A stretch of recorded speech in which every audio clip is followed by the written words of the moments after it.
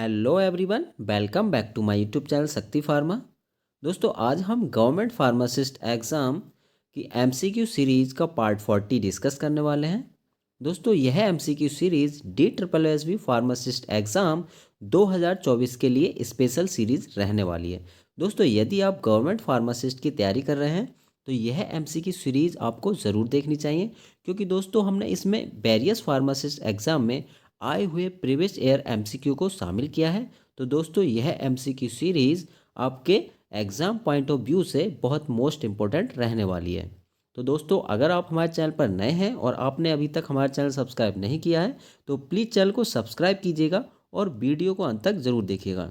चलिए दोस्तों, अब हम बिना देरी करते हुए एमसीक्यू सीरीज़ का पार्ट 40 डिस्कस करते हैं with Hindi explanation.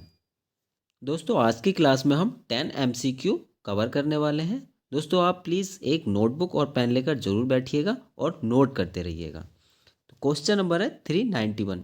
Choose the anti cancer drug A pyrimidine antagonist. तो बताइएगा दोस्तों, निम्न में से एंटी कैंसर ड्रग कौन सी है जो कि पायरिमिडीन एंटागोनिस्ट है।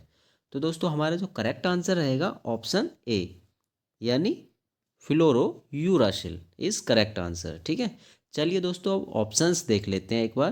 दोस्तों, एक चीज़ आप याद रखिएगा, मरकेप्टोप्यूरिन, थायोग्वानिन और मीथोट्रैक्सेड, ये दोस्तों जो तीनों आपकी ड्रग्स हैं ये एंटी कैंसर ड्रग्स हैं, आपको पता होना चाहिए।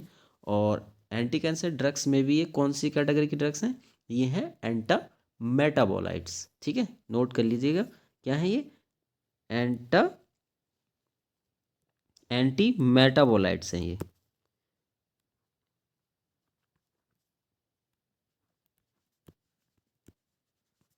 ठीक है दोस्तों, तो ये तीनों आपकी एंटी मेटाबोलाइट्स कैटेगरी की ड्रग हैं। ठीक है, और एक चीज़ और आप याद रखिएगा दोस्तों, जो आपका मरकेप्टोप्यूरिन है ये क्या है दोस्तों, प्यूरिन एंटागोनिस्ट है। क्या है ये, प्यूरिन एंटागोनिस्ट। तो इसको भी आप नोट कर लीजिएगा, ये आपकी प्यूरिन एंटागोनिस्ट होती है, तो इसको आप नोट कर लीजिएगा।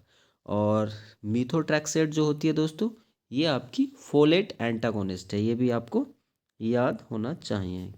कैसी है ये, फोलेट एंटागोनिस्ट। ओके, या आप या हम इसको डिहाइड्रोफोलेट रिडक्टेज इनहिबिटर भी कहते हैं। ठीक है, मीथोट्रैक्सेट को। चलिए अब हम नेक्स्ट क्वेश्चन की ओर चलते हैं। क्वेश्चन नंबर हमारा 392। Drug use for influenza A prevention. तो बताइएगा दोस्तों, निम्न में से कौन सी ड्रग को हम इन्फ्लुएंजा ए के प्रिवेंशन में यूज़ करते हैं। तो हमारा दोस्तों जो करेक्ट आंसर रहेगा ऑप्शन बी रहेगा, यानी रिमांटाडाइन। ठीक है, याद रखिएगा, रिमांटाडाइन जो है वो हमारी इन्फ्लुएंजा ए वायरस के प्रिवेंशन में यूज होती है।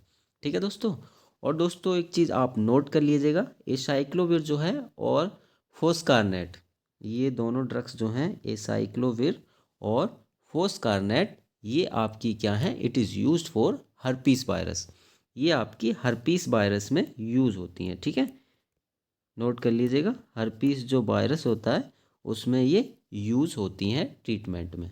ओके, और दोस्तों जो सेक्वेनाविर है, सेक्वेनाविर आपको हम बता चुके हैं ये क्या है, एंटी रेट्रोवायरल है। ये एंटी रेट्रोवायरल आपको बता ही चुके हैं हम। ठीक है, नोट कर लीजिएगा एक बार, और एंटी रेट्रोवायरल एजेंट है ये। ठीक है, और एंटी रेट्रोवायरल आपको पता ही है दोस्तों, it is used to treat HIV AIDS. ठीक है, गॉट इट। चलिए अब हम नेक्स्ट क्वेश्चन की ओर चलते हैं। क्वेश्चन नंबर है 393। Enzyme drug used for acute leukaemia treatment. बताइए कौन सी दोस्तों एंजाइम ड्रग है जो कि आपके एक्यूट ल्यूकेमिया ट्रीटमेंट में यूज होती है। तो हमारा जो करेक्ट आंसर रहेगा ऑप्शन ए, यानी डिहाइड्रोफोलेट रिडक्टेज। ठीक है, जो आपकी डिहाइड्रोफोलेट रिडक्टेज इनहिबिटर यानी मीथोट्रैक्सेट जो ड्रग होती है वो आपकी एक्यूट ल्यूकेमिया ट्रीटमेंट में यूज़ होती है। ठीक है दोस्तों, ल्यूकीमिया क्या होता है ये आपको पता ही है। ल्यूकीमिया, ल्यूकीमिया मीन्स आपको पता है, ये ल्यूकीमिया दोस्तों एक प्रकार का क्या है, ब्लड कैंसर होता है। क्या होता है ये, ब्लड कैंसर। ये हम आपको बता ही चुके हैं, ये आपको पता होना चाहिए। Leukaemia is also known as blood cancer. इसमें क्या होता है, rapid growth of abnormal blood cells की एबनॉर्मल ग्रोथ हो जाती है तो ब्लड कैंसर हो जाता है। ठीक है, स्पेशली जो वाइट सेल होते हैं वो इसमें इंक्रीज हो जाते हैं। ठीक है, याद रखिएगा, जो WBC होते हैं वो इंक्रीज हो जाते हैं। चलिए अब हम नेक्स्ट क्वेश्चन की ओर चलते हैं। क्वेश्चन नंबर है 394, the drug inhibiting viral DNA synthesis. बताइएगा दोस्तों, कौन सी ड्रग जो है वायरल DNA सिंथेसिस को इनहिबिटिंग करती है। तो दोस्तों हमारा जो करेक्ट आंसर रहेगा ऑप्शन डी, यानी एसाइक्लोविर। ठीक है, याद रखिएगा, जो एसाइक्लोविर ड्रग है ये क्या करती है, वायरल DNA सिंथेसिस को इनहिबिटिंग करती है। ठीक है, अच्छा दोस्तों आप ये बताइए, जो इंटरफिरोन है इसका यूज़ हम किस में करते हैं। तो इंटरफिरोन जो ड्रग है ये हेपेटाइटिस में यूज़ होती है। ठीक है, नोट कर लीजिएगा, हेपेटाइटिस, हेपेटाइटिस V&C। ठीक है, इंटरफिरोन जो होती है हेपेटाइटिस V&C के प्रिवेंशन में यूज़ होती है। ठीक है, ये हम आपको बता ही चुके हैं, इसको नोट कर लीजिएगा, इम्पोर्टेंट है। ठीक है, और सेक्वेनाविर दोस्तों हम आपको बता चुके हैं, कई बार बताया है, फिर भी आप नोट कर लीजिएगा, ये एंटी रेट्रोवायरल है। ठीक है, और एंटी रेट्रोवायरल जो मेडिसिन होती हैं is used to treat HIV यानी एड्स। एमांटाडाइन जो है दोस्तों ये क्या होती है, ये एमांटाडाइन भी आपको अभी हम बता चुके हैं, ये क्या होती है, इन्फ्लुएंजा A में यूज़ होती है। ठीक है, अभी आपको बताया था, एक बार और नोट कर लीजिए, इन्फ्लुएंजा जो A होता है उसके प्रिवेंशन में यूज़ करते हैं एमांटाडाइन को। ठीक, और एसाइक्लोविर दोस्तों आपको पता ही है, ये हर्पीस में यूज़ होती है। ठीक है, हर्पीस वायरस में। चलिए नेक्स्ट क्वेश्चन देखते हैं। क्वेश्चन नंबर है 395, choose the drug used for एमोबियासिस treatment. बताइएगा दोस्तों, निम्न में से कौन सी ड्रग है जो कि एमोबियासिस के ट्रीटमेंट में यूज़ करते हैं हम। तो दोस्तों हमारा जो करेक्ट आंसर रहेगा ऑप्शन सी है, यानी लोडोक्यूनल।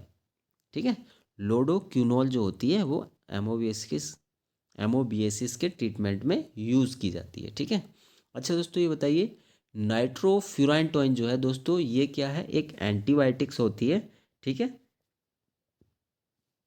नाइट्रोफ्यूरानटोइन एंटीबायोटिक है, और इसका जो यूज़ करते हैं हम UTI में करते हैं। ठीक है, यूरिनरी ट्रैक्ट इन्फेक्शन में इसका यूज़ किया जाता है। ठीक है, और पायराजीनामाइड जो है दोस्तों ये क्या है, एंटी ट्यूबरकुलर ड्रग है। ठीक है, ये भी आप याद रखिएगा, ये क्या है, एंटी ट्यूबरकुलर यानी एंटी TB ड्रग्स होती है। ठीक, और ये दोस्तों ऑप्शन डी जो है ये आपका मैफ्लोक्विन होगा। ठीक है, इसको सही कर लीजिएगा, ये क्या होगा, मैफ्लोक्विन। और मैफ्लोक्विन क्या है दोस्तों, ये जो है एंटी मलेरियल ड्रग है। ठीक है, ये आपको पता ही होगा, एंटी मलेरियल। Got it. चलिए दोस्तों अब हम नेक्स्ट क्वेश्चन की ओर चलते हैं। क्वेश्चन नंबर है 396, the drug of choice for syphilis treatment is. तो बताइएगा दोस्तों, सिफिलिस के ट्रीटमेंट में कौन सी ड्रग हम यूज़ करते हैं। तो हमारा जो करेक्ट आंसर होगा ऑप्शन बी होगा, यानी पेनिसिलिन। ठीक है, तो drug of choice for syphilis क्या है, पेनिसिलिन है। ठीक है, याद रखिएगा दोस्तों। दोस्तों जेंटामाइसिन जो है कौन सी कैटेगरी की ड्रग है, आपको कई बार बताया, नोट कर लीजिएगा, ये आपकी अमीनो ग्लाइकोसाइड्स कैटेगरी की ड्रग होती है। ठीक है, ये आप नोट कर लीजिएगा, कौन सी है, अमीनो ग्लाइकोसाइड कैटेगरी की। और जो क्लोरामफेनिकोल है ये आपकी ब्रॉड स्पेक्ट्रम एंटीबायोटिक्स होती है। ठीक है, ये आप याद रखिएगा, ब्रॉड स्पेक्ट्रम एंटीबायोटिक है।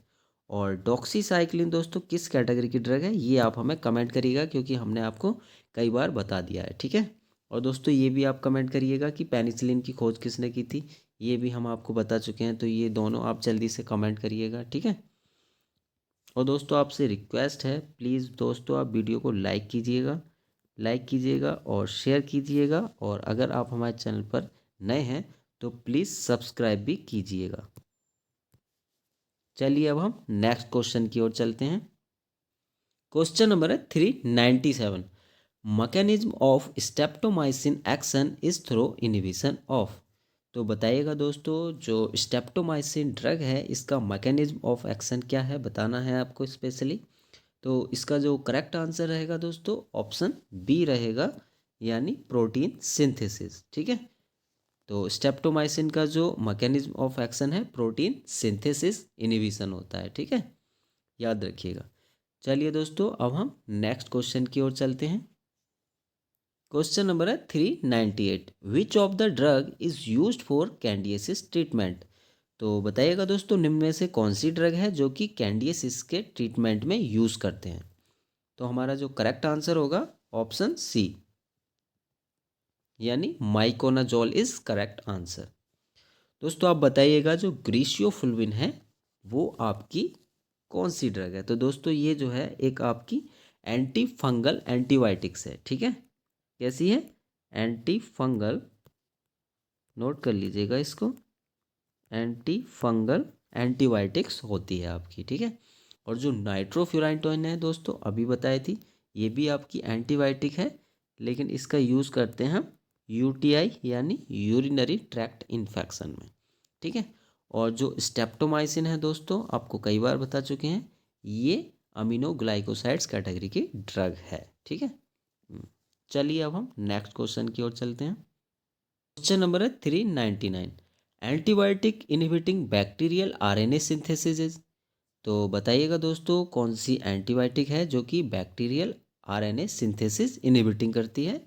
तो हमारा जो करेक्ट आंसर रहेगा ऑप्शन वी, यानी रिफाम्पिसिन इज करेक्ट आंसर। अच्छा दोस्तों, आपको हम कई बार बता चुके हैं, इरिथ्रोमाइसिन और एजिथ्रोमाइसिन जो हैं ये आपकी मैक्रोलाइड्स एंटीबायोटिक्स होती हैं।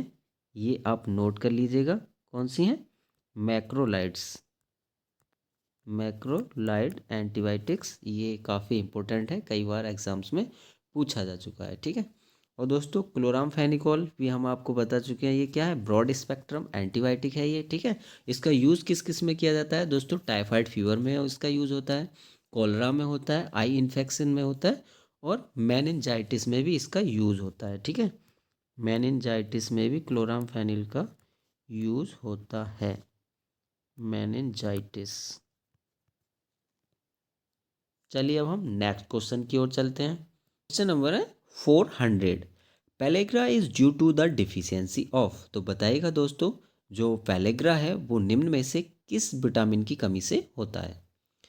तो हमारा दोस्तों जो करेक्ट आंसर रहेगा ऑप्शन डी, यानी नियासिन। तो याद रखिएगा, जो पेलेग्रा है वो नियासिन यानी विटामिन B3 की कमी से होता है। ठीक है, ये आप नोट कर लीजिएगा, B3, विटामिन B3 को हम नियासिन के नाम से जानते हैं। ठीक है, इसका केमिकल नेम होता है, इसकी कमी से पेलेग्रा होता है।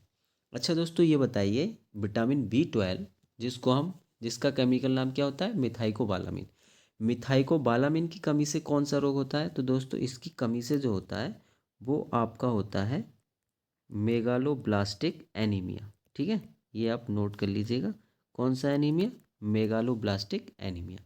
और विटामिन सी यानी जिसको हम एस्कॉर्बिक एसिड कहते हैं, इसकी कमी से कौन सा रोग होता है, इसकी कमी से होता है दोस्तों स्कर्वी। ठीक, ये भी आप नोट कर लीजिएगा, स्कर्वी। और दोस्तों थायमीन जिसको हम विटामिन B1 कहते हैं, ठीक है, इसकी कमी से इसको हम B1 कहते हैं। ठीक है, B1, इसकी कमी से कौन सा रोग होता है। तो दोस्तों इसकी कमी से वेरी वेरी रोग होता है। ठीक है, ये आप नोट कर लीजिएगा, काफ़ी इंपॉर्टेंट MCQ है दोस्तों, विटामिन से रिलेटेड कई बार फार्मासिस्ट एग्जाम में MCQ पूछे गए हैं। दोस्तों अगर आपको इस क्लास का PDF चाहिए तो हमारे टेलीग्राम ग्रुप को ज्वाइन कीजिए, लिंक आपको डिस्क्रिप्शन बॉक्स में मिल जाएगा। दोस्तों यदि आपने अभी तक हमारा चैनल सब्सक्राइब नहीं किया है तो प्लीज़ चैनल को सब्सक्राइब कीजिएगा और वीडियो को लाइक एंड शेयर करना नहीं भूलिएगा। दोस्तों आप कमेंट ज़रूर कीजिएगा कि यह MCQ सीरीज़ आपको कैसी लग रही है, और दोस्तों नेक्स्ट MCQ सीरीज़ आप किस पैटर्न पर चाहते हैं प्लीज़ हमें कमेंट करके ज़रूर बताइएगा। सो प्लीज़ दोस्तों stay healthy and take care. Thank you for watching.